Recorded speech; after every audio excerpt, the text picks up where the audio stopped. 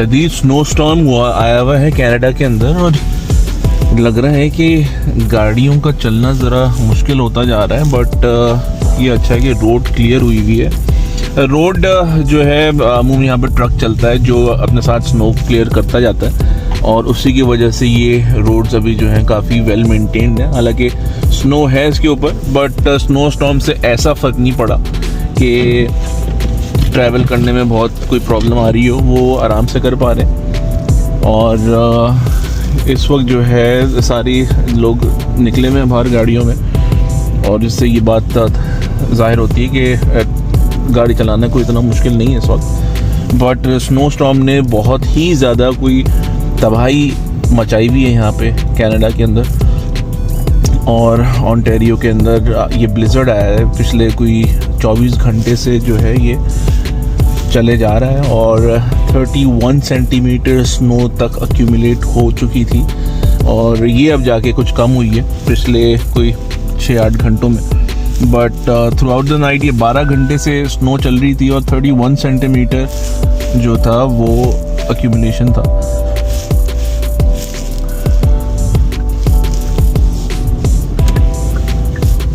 But अब बहुत अच्छा हो रहा है गाड़ी चलाना, स्टिल बेटर है।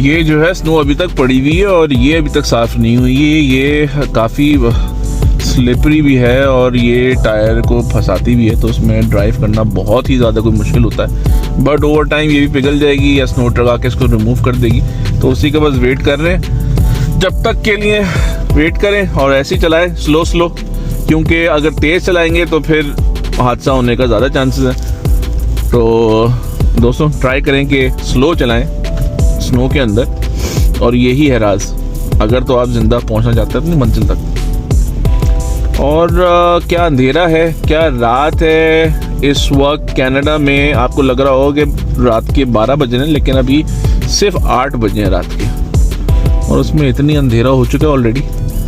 और ये स्नो के अंबार आपको जो नज़र आ रहे हैं, ये स्नो ट्रक आके इनको साइड में करती है और फिर हम इसको मज़ीद अंबार बना देते हैं ताकि हम जो है आसानी से ड्राइव करके पहुंच जाएं।